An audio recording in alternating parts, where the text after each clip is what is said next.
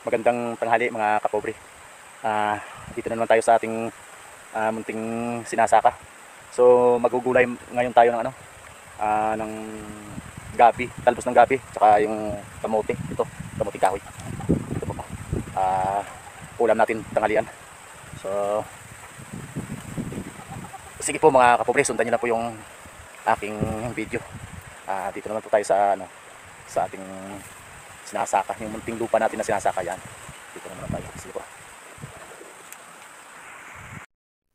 Welcome back mga kapobre. Muli, magandang tanghali po muli sa inyong lahat. Kukuha po tayo ng bubunot po tayo ng kamuting kahoy para ihalo po natin sa ating gulay. Dito po sa bukid, ito po lagi yung ginagawa namin. Kasi pag ganitong ulam ay nakakagana kumain dito. Dito po sa bukid, ganito lagi yung ginagawa natin, yung pagkaing native na ating inuulam. So patuloy nyo po sundan mga kapobre ang ating video. Yan po, bubunot na po ako ng kamuting kahoy. Yan po yung isasawag natin sa ating gulay. Masarap na masarap po yan. Patuloy nyo pong panoorin hanggang sa matapos itong video na ito para konting tulong nyo naman po sa ating content. Ayan po mga kapobre, magbabalat na po ako ng kamuting kahoy. Yan po yung mga gulay, yung mga gagamitin ko mamaya-maya sa pagluluto. Ito po yung kamuting kahoy. Binabalatan ko na po. At saka ito nga po pala yung lagi namin kinakain ng aking asawa, kasi malayo sa chemicals, malayo sa mga preservative. Ito po talagang native na native. Meron din po tayong isinasahog na mga binibili natin sa tindahan, pero hindi naman talagang gaano karami yung nilalagay natin. So para makalasa lang po yung ating gulay. Sige po mga kapobre, patuloy nyo pong panoorin. Tuloy-tuloy lang po. Maraming salamat po muli sa inyong suporta. Pobreng Hunter and Next Vlog. Sige po, sa ating YouTube channel, Pobreng Hunter din po at Mix Vlog, at sa ating Facebook page, ganun din po. Sige po mga kapobre, luluto na ako mamaya. Damihan po natin para masarap. Sundan nyo lang po maya-maya ang mga video na ito, kasi masarap na masarap po ito pag naluto na. Ito po yung ulam namin sa tanghali, kasi dito po kami sa may aking munting lupa, yung sinasaka ko, kami ng aking may bahay. Ayan po, gagayatin po natin na maliliit para mas madali maluto at saka lumapot. Kahit ako po na sa oras na ito parang nasasabik na, gusto ko na magmadali maluto kasi nagugutom na rin ako. At lagi po namin ginagawa to, lagi namin inuulam ito kasama ng pamilya ko. Talagang masarap na masarap po ito mga kapobre. Ayan po, patuloy nyo pong panoorin. Masarap na masarap po yan pag naluto mamaya. Yan po ang talbos ng gabi, yung laing na tinatawag. May tanglad po tayong isinasahog. Yan po, tanglad, gabi, at sa mga bitsin, asin, ganun lang po mga simpleng mga ingredients niya. Ayan po, may mga luya, siling mahaba, yan po, bawang. Yan po, simple-simple lang po yan. Walang chemicals na halo po yan. Walang mga preservative. Kasi yan ang kailangan natin sa ating katawan para tayo mabuhay ng mahaba. Sige po mga kapobre, patuloy niyo pong panoorin po.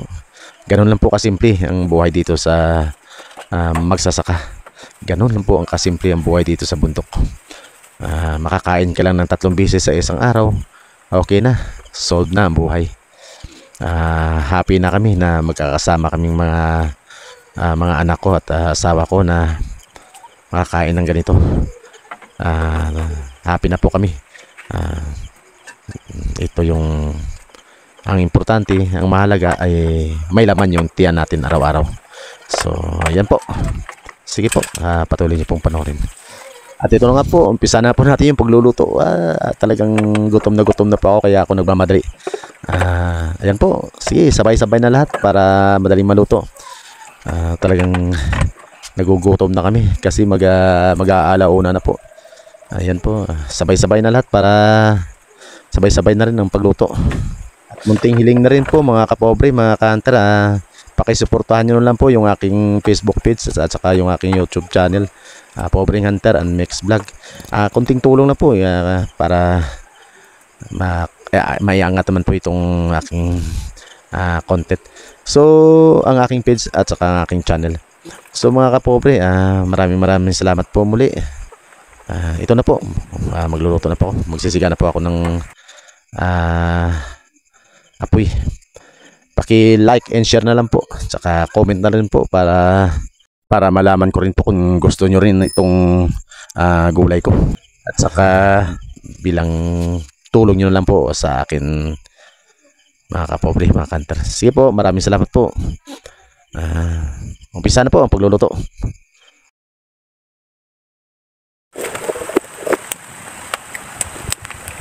Ito na po, kumukulo na yung ating gulay. Subukan natin ating lalagyan tanglad at saka ng asin at saka bitsin, pampalasa. Yan po, sige po, panoorin nyo na po. Sarap nito, mga kapobre. Ganito lang po kasimple ang buhay sa bundok. Kami mga magsasaka, ganito lang po.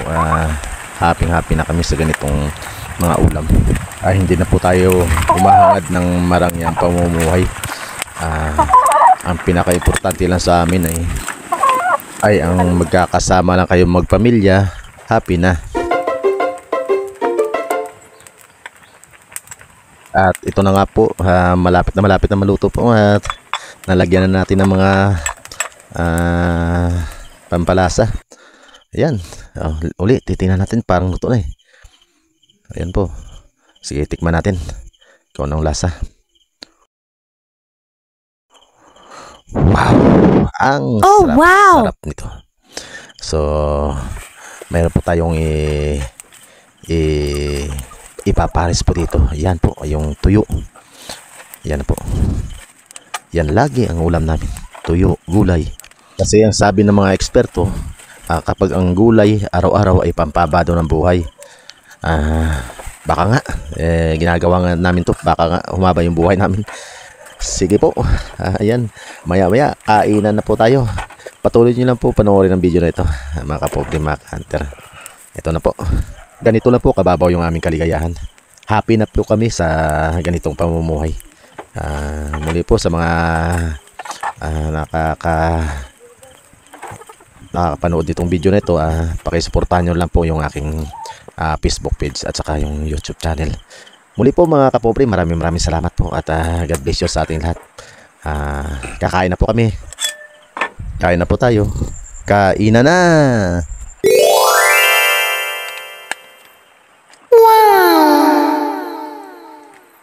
Huwag na po pala ninyo kalimutan i-like and share itong video na ito. Maraming salamat po. Kain na po tayo.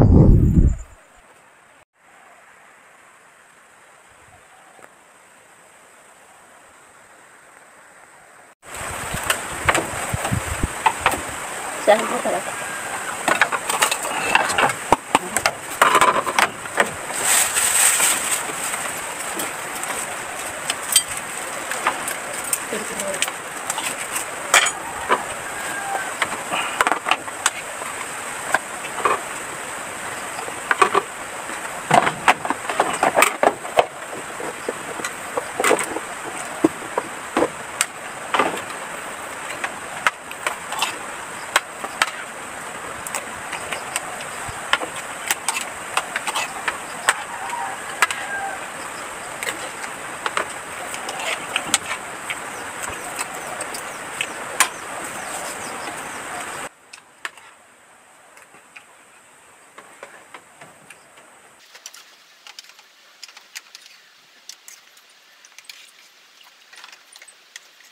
So muli po mga kapobre, maraming salamat po sa pagtapos nyo at pagpamanood nyo sa aking video.